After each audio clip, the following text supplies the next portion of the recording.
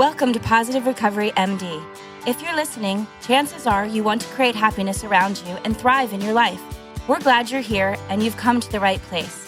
This podcast will inspire and motivate you to not merely survive your recovery journey, we'll give you the tools to build or strengthen your foundation to thrive and flourish in your life. Each week, we'll come together as a community to have authentic conversations around addiction, recovery, and what matters. Growth and progress, not perfection.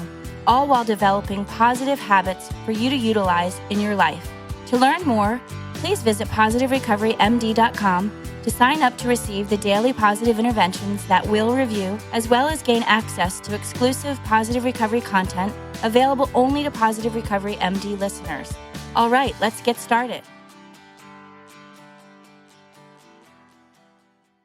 Welcome, boys and girls, ladies and gentlemen, to another installment of Positive Recovery MD with your hosts, Dr. Jason Powers and Julie DeNofa. And today we have a great and sort of surprise guest to me anyway, although he was on the calendar and I've had it available for me to read. And Julie told me 100 times when I got the email this morning and the name Jesse Tucker came across my email. I'm so bad with names. I thought, oh my God, who is that? It's like the one Jesse I know is the guy that used to work with us. And I liked him so much. And I was so sad when he left.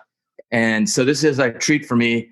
And I love surprises. Maybe that's why I really don't open my emails. But Jesse is a board certified psychiatric mental health nurse practitioner. Try saying that 5 times. And that's not even everything. He also holds a postgraduate board certification in advanced practice addiction nursing. So that means he's an advanced practice nurse who has a specialty also in addiction, is the founder and he's a provider at Carencia, an outpatient mental health and addiction clinic that specializes in care provided by nurse practitioners that addresses recovery through psychiatry-informed care and psychotherapy, which is great. I want to unpack that also. Prior to Carencia, he started his career in pediatric psychiatry, where he met his beautiful wife on the inpatient unit. And they say you shouldn't find romance on the inpatient unit, but it's worked out so far. I'm assuming neither of you were patients. I think that's the advice or the wisdom that we give people. I think you can't help but meet coworkers. So I'm pretty sure that's what happened, but we'll unpack that too. I don't know. Maybe you guys were both patients. He transitioned to addiction treatment where he had the opportunity to serve in many administrative and clinical capacities, including, and for us, we used him every which way but Sunday, he was regional director of nursing. And he presented on mental health and addiction topics for various local and national conferences and roundtables, which I'm assuming he still does because he has a lot to offer, his great insight.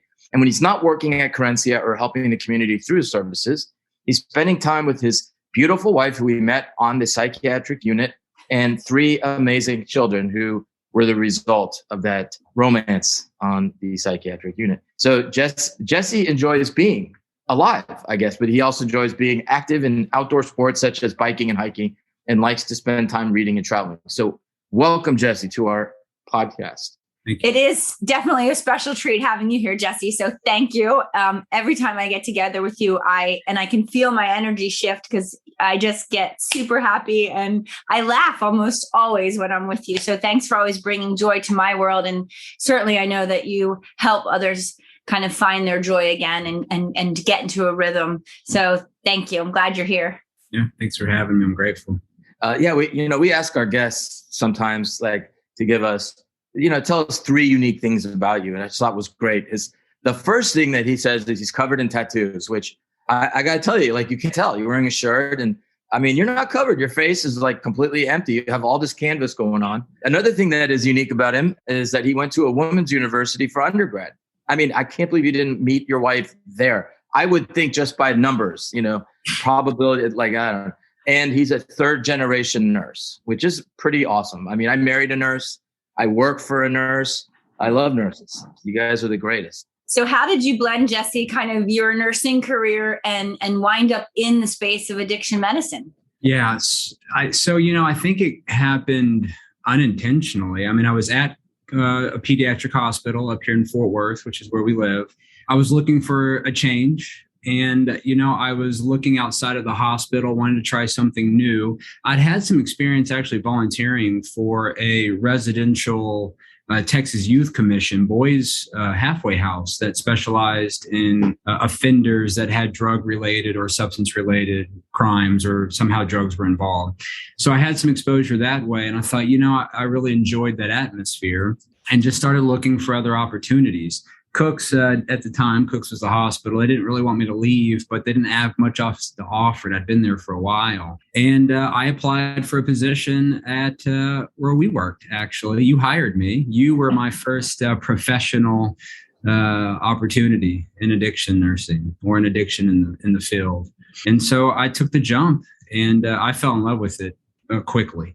I mean, I really enjoyed working in that subspecialty, and still do. Yeah, what about it do you enjoy? Yeah, well, I'll tell you the first thing, honestly, that I recall. And that was, I had never been in an environment where so many people that I worked with and my colleagues were in active recovery. And I guess unless you've worked in an environment that way, you couldn't really appreciate this. But those that have done their work are amazing people because they're vulnerable. They're honest, they are comfortable in emotion. So the work environment's different than your standard work environment. So people talk in very emotional language.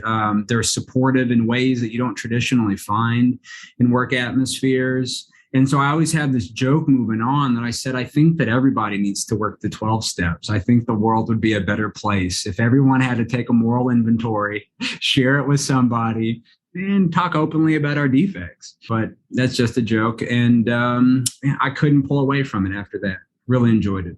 Yeah, I suspect Julie knew the answer to her question, which was that she hired you, but I think she just wanted you to say it. Yeah, she did. Dude, you're absolutely right. I mean, I say it in a different way. Like, I'm grateful to have addiction because it forced me to get into recovery, which forced me to not be able kind of be on automatic pilot too much. Like, it forces me to be very mindful about actions and thoughts, and take a moral inventory in ways that I would have been sleepwalking through decades of life at this point. And yeah, you're absolutely right. Like, all the energy spent kind of distracting oneself from pain or kind of distracting oneself through pleasure is kind of gone. You don't really do that if you're in recovery. There's a term that says the road narrows. What that means is you might get into recovery from alcohol, but then as you stay in recovery, things come up that can no longer be tolerated. So the road or sort of the passageway of things that are acceptable, like maybe, blurting out in anger. I know humans do it, and I know, you're going to make mistakes and everything, but maybe overeating, maybe not being as honest with yourself. The road narrows what's tolerable. And it's crazy. It's like every decision that we make goes towards recovery or goes towards relapse, and it's tiring. At times I do envy my friends who aren't in recovery and don't need to be, but at the same time, you're absolutely right. I'm not afraid of being vulnerable. In fact, I much prefer the conversations with people where I'm like, okay, show me what your soul yearns for, where's that pit that you're, what is that? What are we running from? What are we running towards? And I guess, I don't know, it's just sort of too much for some people to handle, but that's why a lot of my great friends are in recovery for the same reason. It's the relationship can bear the weight of being real at that level without getting completely Julie, what's that word you say? Without being so frou-frou. You don't say frou-frou, but you mean it. I don't know. I don't want to throw somebody under the bus. But, flowery, I guess. So be that as it may, you're a nurse. Tell me how you met your wife. Were you a patient? Is there something that I don't know about you? Well, I was going to just leave that up for fantasy. Okay, we can leave it. But she's a social worker. And she was working on what they call the intake unit, where you do your assessments and triage. She would go down to the emergency department at the hospital, and I was the charge nurse on the unit. And so we met there. Yeah, we didn't have, we had our kids. You had said, I want to joke all the time, and I have to bite my tongue not to, because when you said, that was our opportunity for romance and intimacy, my wife did not want me to include that in my bio. She wanted to have nothing to do with it. And I thought it was hysterical. And I'm like, we met there, and it's been a beautiful relationship. I am blessed and grateful for the people in my life. My wife keeps me in line. And sometimes I need that and accountable. Sometimes I need that. So we're a good fit. Well, speaking of wives and bio, I used to write all this stuff like, wrote a book, chief medical officer, blah, blah, blah. And he has a wife who says that she is beautiful and he loves spending time with 3 kids or something like that. And she took it out. But I mean, why not?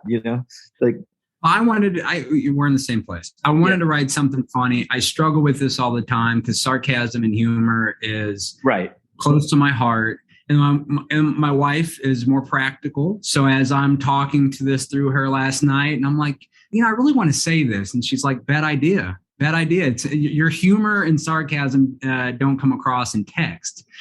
So she's the voice of reason. This isn't text. You get to be live and interactive. And so it's good stuff. You don't have to worry about it being misheard by our listeners. And I think that, a lot of times what we're not giving permission to our listeners who frequent inpatient treatment facilities is to engage in treatment romances because you're working on yourself. But at this point with Jesse and his wife, that was a little bit different of a story. Yeah. So taking it back, Jesse, to something that you said about you really think that the world would be a more beautiful place if everyone lived according to the principles of the 12 steps, and that brings me to, looking at the spiritual principles of recovery. For us at Positive Recovery Centers, we're looking at, character strengths and what's going right in our lives versus what's not. And there's so much truth in that. And so you said you joked about that, but I will say that knowing you, you do live your life according to that. And I'm certain that must bring up some kind of interesting conversations with the folks that you treat. I know it does for me sometimes because people will say, hey, when you were out there, what was your drug of choice? And I'm like, well, I'm not actually working in a program of recovery. I've just always worked in recovery. Sure. And then I kind of do share about how I live my life according to the spiritual principles of recovery and whatnot. But how does that resonate with the folks that you serve, the patients that you care for? And how do you find, for our listeners, when they ask those kind of questions, how do you find it relatable? How do you get in there with that? Yeah, specifically around the 12 steps or just the principles of it. I try to keep an open mind in outpatient because oftentimes in my experience, people come to their journey of recovery in different ways. And for whatever reason, oftentimes the 12 steps are maybe scary. It's ambiguous. They don't really know. So, I'll talk to them about the 12 steps and explain some of the reasons why I think it's helpful, whether it's the group, whether it's the camaraderie, the fear of sharing and being vulnerable in the groups. I traditionally will tell them being able to be in a place and have a person that you can be vulnerable with is one of the blessings of life, whether you're in your recovery or not, and it's handed to you. I don't know many areas of struggle outside of addiction, whether it's substance or behavioral, that has a built-in social support system like the 12 steps. And I know that they're branching out, but I really relate to them in that way, which is, oftentimes I find addiction to be a problem, not just of substances or compulsive behavior, but of fractured attachment and relationships. And this is sort of a little bit difficult conversation to have with people, and so you're trying to rebuild these attachments and relationships that are more healthy and with humans as opposed to toxic and with substances. And so I sort of come at it from a lot of relational perspective, not just necessarily the 12 steps themselves. I don't really work the 12 steps with patients. I do love to be able to be knowledgeable about them. So when I see them, I want them to know that I care and I'm engaged. So I will ask, how are the steps going? What step you working on now? How's that going for you? Because sometimes some steps are a little bit more difficult than others. And also in my experience, some steps can be a risk of relapse if you're not prepared and have somebody walking you down that road and is capable of managing the emotional kind of load that comes with it. So I think just speaking as I am with you now is kind of how I relate to people. Just open, honest, relatable. So what sort of curriculum do you use, or what approach do you use? I don't use a curriculum per se. I am trained in cognitive behavioral therapy, which I still really love. I don't think you have to get too fancy with psychotherapy these days. A lot of it, I think, is relational and attunement and attachment. Yep. But I do CBT. I do promote the 12 steps in Smart Recovery, which I think Smart Recovery also aligns a lot with the cognitive behavioral approach. Yeah. So I think that that's my predominant way of interacting.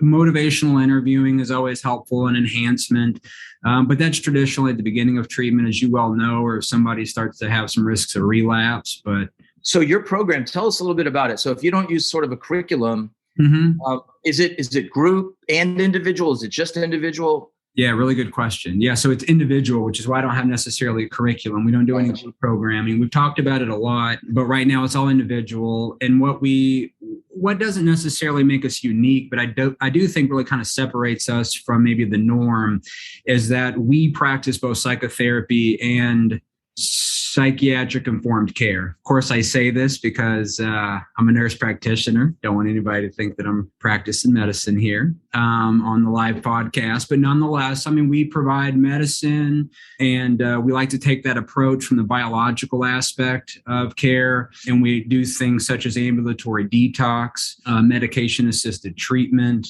But we also have extended visits, whether they're 30 minutes to an hour, with all of our clients or patients. So we can also build that relationship. Early on, two things had me consider this. One is I didn't want to be the old carpenter where everything looked like a nail. So, if it was a problem, I got a med that can help you with that problem. I think that's one of the things that being in the addiction arena and recovery arena has helped me, is that some things are spiritual, some things are relational, some things are not just a medical issue per se. And I wanted to be equipped to meet people where they were. And I set some high expectations for myself. So then that way, if I sense that it's a relational thing or a personality thing, that I don't feel like I have to give a medication, I can reason and rationalize with the person, provide that psychotherapeutic intervention. That is awesome. I just want to jump on that because there's so much pressure from managed care to just medicate and move on. And a lot of times, William James, in the history of the transformational spiritual experiences, I know I'm murdering the name of the book he wrote, but basically it's like people that have spiritual growth, sometimes it's like very ugly and loud. And when I got sober, I cried every day for like 3 weeks. And considering like where my life had become and what I did, I'm so much out of integrity that was actually healthy. And they would have us put if you see bleeding, put pressure on it till it stops. If somebody has an emotion, that doesn't mean that they should be medicated immediately or numbed out. It might. Obviously, they've got something, but I totally love that approach. It is so refreshing, but yeah, it takes time. Yeah. It takes a lot of time. And so does Carencia take managed care? And are you sort of under, what do you do when you're under that pressure as well? I'm sure they're like, okay, we'll let you have 2 more sessions, but where's the Prozac, dude? Do you have that conversation? I don't. I think that we have a select amount of contracts. So we have 3 main contracts with 3 of maybe the big 5, if you will, insurance agencies, and then a lot of their subsidiaries and smaller folks that use their networks. And, we have some reimbursement problems, but they're generally more like administrative coordination of benefits kind of things. We oftentimes don't get a lot of limitation issues. Yeah, I didn't mean to sort of go down the rabbit hole of insurance companies. I totally did. I'm just so excited to hear your approach is in line with mine, obviously, but under the constraints of a very, allopathic type of medicine that we're forced to practice. It's sometimes frustrating because I want to allow people the space to work through things. And we have them for 3 weeks, 4 weeks, maybe a little longer, but boy, they may not need a medicine. They just, you're right. And also what I wanted to jump on is like this desire, I think a lot of people have to oversimplify things to where you might see a problem and they want to just give it one label or use one approach, but you could have the coexistence of something spiritual, something relational, something existential, right? And something biologic, or one or more. And and it's great. I think we all should be schooled in those various disciplines so that you can identify and apply the right amount of treatment and when it's necessary. But man, that's just great to hear. It can be overwhelming at times, because I think that the more you expand yourself and your scope of practice, sort of, the more you have to know and the more expectations there are. But nonetheless, I mean, when you've experienced it, it's highly rewarding despite the pressure and stress of like, I can no longer say, it sounds like a therapy thing. I mean, talk to your therapist. It's like, yeah, it's you. It's you. And you are the guy that manages my meds. So there's a little extra accountability and pressure and responsibility, but it's highly rewarding. And I can tell the difference between a day that I predominantly see those that I'm dealing with meds, and then I might see 8 patients in a day, but they're all psychotherapy and they're like brutal at the end because I've absorbed like a sponge a lot of their affect. And so it's given me a newfound respect for therapy. No doubt. No, I mean, one thing I think Julie helps us do, and this working under her, is that, as providers of psychological care, if you are doing it right, your empathy is creates like a sponge situation. It's not like, owning everybody else's stuff is unhealthy, but if you're empathizing, you're like co-suffering with, or you're co-joying with, and it's far more exhausting than running a marathon. I mean, some days I feel like I've been in the gym 16 hours. Yep. And I think it's great to have a Julie where, there's this recognition that, it happens to her too. It happens to all of us. And being, like you said, being around people that do that type of work, it really makes a difference. How many people work at Carencia? There are 3 of us. There's another provider, another nurse practitioner that works with us. And then how we have started to recruit other people is we have a training program for nurse practitioners that want to go into psychiatry and addiction. So what we do is we bring them on as a student, but we really look for people that could be good fits. And some of the good fit would be like, not everybody wants to do therapy, but we want to continue to have providers that want to specialize in doing both. So they get this extended, not only education, but they're also getting about a year's long worth of vetting to make sure they're going to drink our Kool-Aid, if you will. Dude, Julie, we need that. We need that at our place too, man. It's worked out really well. I got 2 solid people on my team. I'm excited about them. Is your wife the social worker for Carencia, or she's like, hell no, I see you every day, I ain't working with you? Yeah, no, she's not. She's thought about it, actually. She does mostly like business administration, program development. She works for one of the larger telemedicine companies, and that keeps her highly busy in quality assurance and behavioral health and expanding that program that they offer. So she's a busy bee herself.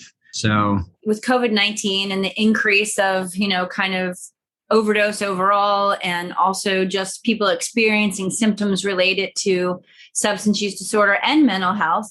Have you seen an increase in the number of folks seeking treatment, or have you noticed or seen any trends, any advice that you have for our listeners who may be experiencing some changes too? Yeah. So, I have to say, I'm a firm believer in trying to see the light in all opportunities. I think it's difficult and it's a skill. And I will say, if I could say that anything came out of COVID, it was that more people are accessing mental health care. And it wasn't necessarily because of the pressures of COVID. Now, that could have been true too. But I think it's sort of to normalize like just the struggle. Whether it was the struggle of stress or depression, or even social isolation. I mean, there were all of these ramifications responsible as a result, or should I say, of COVID. And I just saw the access of care of people saying COVID is part of this. But you know what? I've been struggling for a long time. And with managed care, I think, for all the things that we complain about, did a really good job of creating access to telemedicine around mental health treatment, covering the copay costs, normalizing reaching out for mental health help. And so I think a lot of good things came out of that. And it seems to continue to spiral with a lot of what's going on in the social media and important famous people in our community coming out and sort of normalizing this. So we saw a significant increase. We were lucky in the fact that we were already providing telehealth services. So we did not have to create new protocols and processes. We had our systems in place. So we didn't really skip a beat there. And and of course, I think there were some relapses, I think. And if I go back to my theory that a lot of substance use and addictive type patterns are relational, that a lot of the social distancing, a lot of people didn't go to their meetings. They were not really inclined to try and jump on the online bandwagon right away. So you pull all these people away from all the things that were helping keeping them sober. And you give them stimulus checks and you extend unemployment. And so there's not as much tension to go into therapy. I mean, I think, Julie, you mentioned that on either one of the podcasts earlier or in a meeting. But yeah, I mean, I love your perspective, because I've been sort of wallowing in the fact that there's been more overdoses and more domestic violence and, 400% increase in direct consumer sales of alcohol and all this stuff. But absolutely, there have been more, there's been more people also getting help this way through telemedicine. And it's also, it's a weird thing, right? Even after the pandemic, I know with the Delta variant and all that, where it's sort of now in this gray zone, but sort of getting back into the swing of things felt weird. And people that were isolating that needed connection, it's like, how do you initiate that? It's hard. I know that we could do a whole podcast on that. We should probably get an expert. But what I want to know, speaking of famous people that are bringing mental health to the limelight, Simone Biles is the one I think you were talking about. And I want to say that what she had happen to her was just absolutely horrible. The Olympic Committee was responsible in that you don't ever let a female get that type of exam alone.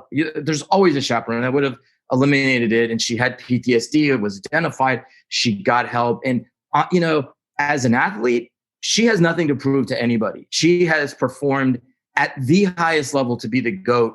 So that, and after she processed what happened to her and she dealt with it, she won world. So what happened to her in withdrawing, while it was a case of she lost sense of her body doing spinning, and that happens independent of trauma. Like that happens independent of depression. That happens to people who are it just happens, right? And it's transient most of the time. So because of what happened to her, my feeling is that it's getting mislabeled as a mental health issue. My concern is doing so overshadows the fact that she thrived. I mean, look, what happened to her was horrible. She doesn't deserve it. And I don't think she quit. I think it was so courageous for her to say time out when all the expectations are, all the eyes are on her. And she knew people would think she was going to quit, but she did it for herself and her teammates. So I have no problem with what she did, but post-traumatic growth to me is, it's near and dear to my heart. And it's something that this could have been an example of, mental wellness, not, oh my God, she's a victim of what happened to her. So that's my feeling. And is it a mental health issue that you have that issue? I don't think so. It's completely independent. That's just my opinion. Obviously I have it, feel strongly about it. I've argued with my wife about it, but I mean, I totally, I feel for her. I blame the Olympic Committee, and she, seriously has nothing to prove. I don't think she quit. At the same time, here as a society, we have an opportunity to look at what she did. Look what she did. And instead it's like, she's sick. You don't see the bandage. I'm like, what are your thoughts? Well, I think that she's one of the many people that have come out publicly and talked about this, and I also think that sometimes, we think of as providers and diagnosticians as a formal diagnosable mental health issue. Depression, it's PTSD, it's something like this. I think oftentimes, we got to allow the person that's experiencing it to determine whether it's a mental health issue or not. It lies oftentimes in the eye of the beholder. Do you think that this has impacted your mental health in some way, as opposed to being a formal mental health diagnosis or issue? Did this take you off of a course? Did it, have you preoccupied? Were you unable to focus?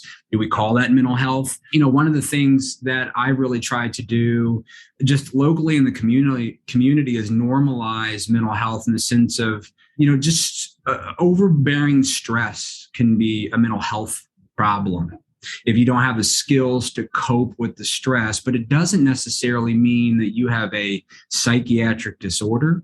Anything that has to do with your perspective, your confidence, your ability to organize your thoughts and be goal directed, I think interrupts our mental wellness. Maybe we call it mental wellness. You're absolutely right. And I think that's why most people look at Olympians or look at athletes on the grand stage and are in amazement, because I could never do that. Their mental fortitude is amazing. Part of it is the physical and the discipline, but really it's having the short memory. You just mess up and you have to go out there and do it again like it didn't happen, because you know how our brains work. So yeah, like that pressure is not for everybody. Not everybody can be an elite athlete. For that, not everybody can be a fighter pilot. Not everybody can be an advanced nurse practitioner. I mean, it's true. I'm sure you saw. So I like what you said, and I hate to interrupt you. I don't hate it that much. I do it all the time. But, okay. But I like what you said, because it is up to the person. I totally get that. Now, correct me if I'm wrong. I don't think she ever said, I withdrew because I am mentally ill. I'm withdrawing because of the yaps, or yikes, or whatever. Yeah. The twisties. So I think she has to define is are yips or yaps or yaks? Is that a mental health thing? You know, or is You're right. You're right it? about that. Yeah. So, you know, I don't know. I mean, I like to be flexible. Sometimes I think that I prefer the gray a little bit more than the black and white. It kind of gets me in trouble because it's hard to be decisive sometimes. Right. But I've learned to be super flexible with people's perceptions and their own analysis of what's going on with them. And I know when to step in and sort of guide them in the right direction. Say, I really think this is the problem from a diagnostic perspective. Let's just say, here's the form of treatment. But outside of that, look, if somebody has a problem, they call it whatever they want, but it has to do with kind of your mind, your outlook, your sense of self, existential stuff. Call it philosophy. I'm calling it mental health. We got to stand up when we can, man. All other areas of medicine and healthcare seem to clearly not have as much stigma. So I think the more we can say this might be a mental health arena, the more destigmatized it becomes, and it becomes more acceptable. Totally right. And I see why you used Epictetus as your quote. So if those of you who don't know, like we ask, what are 3 things about you? And, favorite piece of advice. He quoted Epictetus, which is like, we're not disturbed by things, but by our perspective on them. And that's basically, Epictetus was a Stoic philosopher who was born in 50 AD. And what I love about him is that he said kind of what you just said in a different way. He said, philosophy is not theory. It's a way of life. It's a way of living. It is. So I think that both of you, maybe you're going to have to correct me, both of you, if I'm wrong, but I think you were both at some point in your college careers philosophy majors. I was. So I took philosophy, but was not a philosophy major. I think, did you ever tell me that you wanted to be a philosophy major? I love philosophy. It is an affliction of mine. Could it be an addiction of yours? It could be an addiction of mine. Yeah, for sure. Yeah, I oftentimes read philosophical texts. Yeah, and I think it's one of the things I like about psychotherapy, actually, if I'm being honest, is the philosophical sort of foundation that all of them have. And one of the things I liked about Epictetus is not necessarily just the quote. I think, it sounds, Jason, that you kind of know a lot about him, is that he was a slave. Right. And yes. And I think that if you had hardship and you have had external environmental factors that have affected you in some way, that's a hard quote to digest. To say it's not the things that happen to you, it's your perspective. Well, God forbid you say that to somebody that's been victimized. I would never come at it from that perspective. I think what's powerful about that quote is that he was enslaved. And despite these people doing terrible things to him and putting him on an island in the middle of nowhere to fend for himself, he still took some responsibility that its perspective is all that I have left. You can take everything away from me, put me in jail, put me in a cage. The one thing I have left are my thoughts. And I think there's something super powerful about that. Just like Nelson Mandela, they put him in a 8x8, like a tiny, tiny cage, right? And they couldn't take away his perspective in the way that he interacted with people. And it was such a problem that the South African government had to keep changing guards, right? Because all the guards just fell in love with him, like not romantically, but they just, right. Like, and it's because of people like that, or, people oppressed like Martin Luther King, or, Jesus was oppressed. Whoever it is, that when they say those things, we can actually stand behind them. But you and I grew up in the, country that has all you can eat contests on TV, while some countries are starving. We can't say, hey, it's not what happens to you, dude. You're right. I completely agree, but there's so much wisdom in it. I mean, the serenity prayer is basically that. Yeah. So you don't have to say, don't worry about what's happened to you. It's just, okay, so something shitty happened. And sometimes that just sucks. Or, I guess in a more adult way, like sometimes in the meanwhile, it's just a mean while, right? What can you do? What can you do? And focusing on that is empowering. Just to be time sensitive, let's move on to the next fun question, rapid fire. So just answer however it comes to mind. So what is your favorite sound? I guess bass is not a sound. Bass is more of a feeling, isn't it? I think I find bass soothing. It was the first thing that came to my mind was bass. Like poof, poof, poof. Like bass? Yeah, just bass. Yeah, like a steady, almost like you're in a movie theater. You feel the bass. I think it's a sensation. It's a little of my autism. I like that though. Yeah. All right. So what's your least favorite sound? Smacking. Cool. Hands down. I threw my gum away. Thank God. Okay. What is your favorite word? Ooh. I like emotional words. And I hate to be cliche, but I like the word vulnerability. Okay. And what's your least favorite word? Can't. Okay. And who's your favorite podcast host? I'm kidding. We all know it's me. I have no other option. I don't really listen to many podcasts, number one, but two, man, this is fun because you're the best one yet. It's the most engaging podcast I've ever been on. Let me just tell you. Cool. Awesome. It's the only one, by the way. Yes. Julie and I keep setting records. Like last week, she got the podcast host of the week. This week, it's my week. We're killing it. How many times in a row did you get it, Julie? We were like killing it. 16. Yes, I know. It's amazing.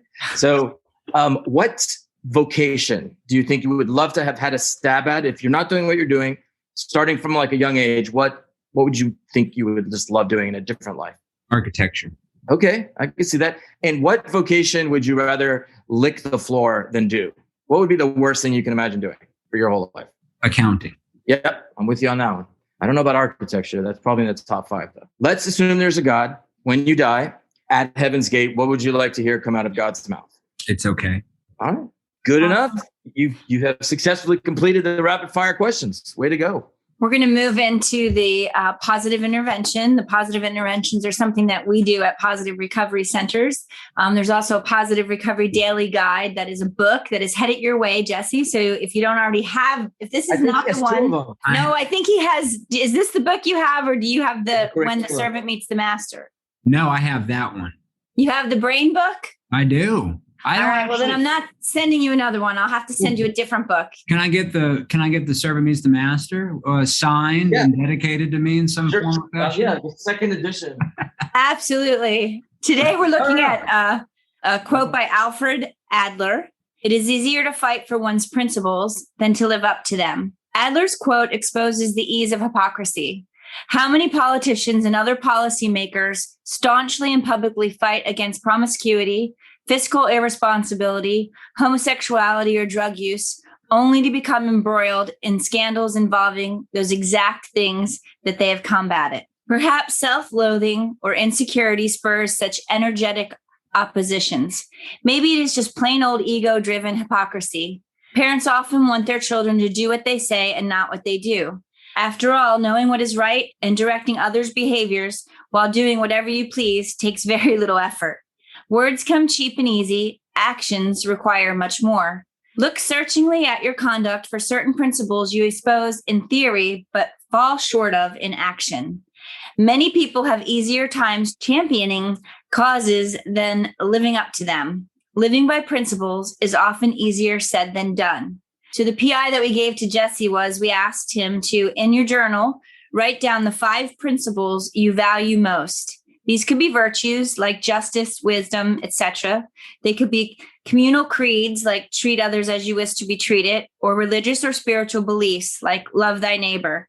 Reflect on your actions over the past few weeks. Are you living up to your principles, or are you simply fighting for them? What one thing can you do tomorrow to live by these principles? So I can't wait to hear what your 5 were. Jesse, you want to go first? Yeah, sure. So I had 5. What I was struggling with is that last little section about ones that I have failed to follow through the majority of time. So I had to add one. But just briefly, I think courage is one of mine, responsibility, gratitude, resilience, which I struggled a little bit with that being a virtue. But I think you can say that. Self-compassion was the fifth one. And then I added one of wisdom or patience. I would like to say wisdom. I think that's a very vague word, but those were my 5 minus the last one, my official 5. So when you were reflecting back on that, did it kind of bring anything up for you, or kind of like say, like, these are the areas that these fall easily into, or these are some areas that, I could look at, or how did that go for you? Yeah, it went really well. I sort of did a rapid fire. I've thought about my own values. I do a lot of values work in therapy practice with patients. I find values to be a compass of which to make life decisions based off of. And so I wanted to try this fresh. So I wrote them down just as they came to me and really resonated with me. And what I found during this practice was, man, I really feel I live up to these pretty good. And I felt something's missing. I must be in denial somewhere. Of course, I'm pathologizing myself the whole time. And that's when I realized that if I was to pick one that I probably am the most hypocritical, it would be self-compassion. I've listened to a couple of podcasts of the positive recovery. Dr. Powers, you had mentioned several times about being your worst critic. And I can identify with that. And I can, with that inner critic, I can push myself further than I should. And in that process, I neglect self-care and reason and boundaries and moderation. And I lose self-compassion.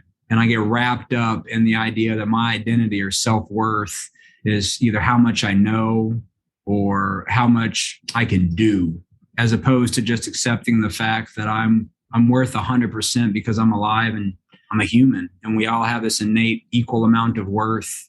Right. Like Brene Brown's work, right? Like my self-worth is not on the table. It's not negotiable. I'm important. I mean, I'm valued like anyone else. Yeah. That's awesome. So since Jesse called you out, Dr. Powers, a little bit on that self-critic comment. Can you speak to that a little bit? Because I think that even though you got called out on it, if he would have used my name instead of yours, it would have been true also. And probably for a lot of our listeners, it would also resonate with them. So can you speak to that a little bit, please? Oh yeah, huge. So, I mean, I've said a lot how much of an introvert I am. And I am, it's true, but even introverts need social interactions. And I think a big reason why I'm not more social is because of my inner critic. And I'll go over things that happen, like I shouldn't have said that. And it's really drives me nuts. I'm so critical about myself. Like, dude, if anybody talked to me the way I talk to myself, like, I'm not violent, but I'd probably push them and just like slap them or something, maybe. So here's what happened to me like a couple of weeks ago. I saw this phenomenal movie by Denzel Washington. He was in it, but he directed it and produced it. And it was based on a true story. And I don't know, Antoine Fisher, I think that's what it's called, Antoine Fisher. And it's about this Black kid that his dad was killed at a young age by a girlfriend. His mom was in prison. Actually, he was born in prison. And then his like foster mom, was really like emotionally abusive, and he was sexually molested by her daughter. And I mean, just horrible things. This guy enlisted in the Navy at 18, and, his anger was getting him in trouble. And then he had to go before the psychiatrist, which was Denzel Washington's character. And so the long and short of it is that, at the end, it culminated with Denzel Washington saying, people have been trying to keep you down your whole life, but you didn't let them beat you. You didn't let them beat you. And I was like bawling at this point because it's such a good movie. I highly recommend it. But the way that I internalized it was my inner critic now is like Antoine Fisher's antagonists, in the way that I'm like, you know what? Shut up. You're crazy. Come back later. And so it's been like so much more liberating. And, we're going to go to San Antonio coming up for, some convention, and like we're getting invited to stuff, and I'm looking forward to going. That wouldn't have happened. I mean, the pandemic made it like worse, right? Because I think the more I avoided social stuff, the worse my inner critic got. Like I was so out of touch. I was at this people's house, we were having dinner, and I was like so self-conscious about everything. It was crazy. I'm like, oh my God, did I just like roll off a truck for the first time, come here in front of people? But I mean, it's weird though, because I'm fine speaking in front of 5,000 people, no problem. But if there was like a social hour right after it, I would like run away. But I think that, yeah.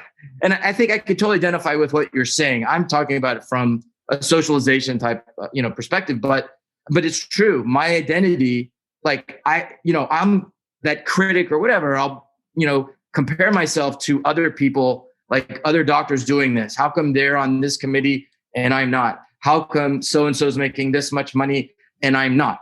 And that's just a silly comparison tool that we have. It's outlived its usefulness, but the brain's not going to stop doing that. So what do you do with it?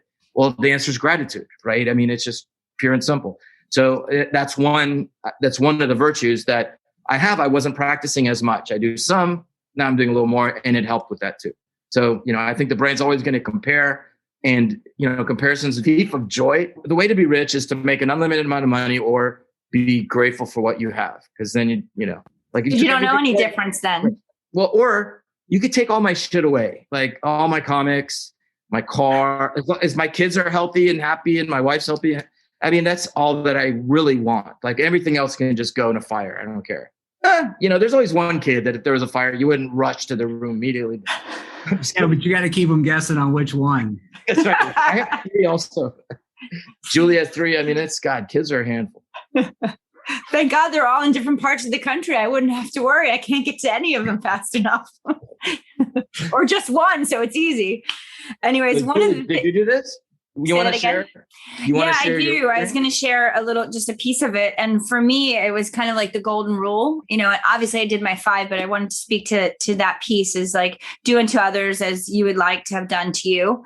And like, that's just something that I really like hold on to. Like in most of my interactions with people, I tend to think about like, how would I like to be treated in this moment? How would I like to experience this? Because, in my role, both with the patients that we serve or the staff that we employ, I kind of walk that fine line sometimes where I have to have really difficult conversations. And so like I spend a lot of time just, sometimes I would even argue that I overthink things, and go ahead and laugh, both of you, because you know me so well. But with that, I will say that I always try to put myself in the shoes of whomever I'm speaking with to see like, how would I like to experience if it was me getting this news delivered to me? So I really try to practice my day-to-day living with that virtue or with that sentiment of the golden rule. And it serves me well for the most part, because I don't have any crazy ideas of how things should, like what I would like to have done to me. So it usually works out pretty good. Awesome. Well, thank you, Jesse, so much for joining us. And yeah, this is going to be an awesome podcast. I usually don't listen to them, but I can't wait to see how it's edited. I think it'll be tons of fun. And every time I'm with Jesse, it is tons of fun. Dr. Powers, thank you so much for today. And would you like to sign us off? Would. So, thank you very much for joining us. I want you to take care of yourself and others and flourish. Thank you for listening to this episode of Positive Recovery MD. Don't forget to visit positiverecoverymd.com to sign up to get your daily positive intervention sent straight to your inbox. Be sure to subscribe to Positive Recovery MD on Apple Podcasts or wherever you listen to your podcast to receive an automatic download when a new episode drops. And as always, if you or someone you know needs help, visit positiverecovery.com or call 877-4-SOBRIETY, which is 877-476-2743. We are here to help.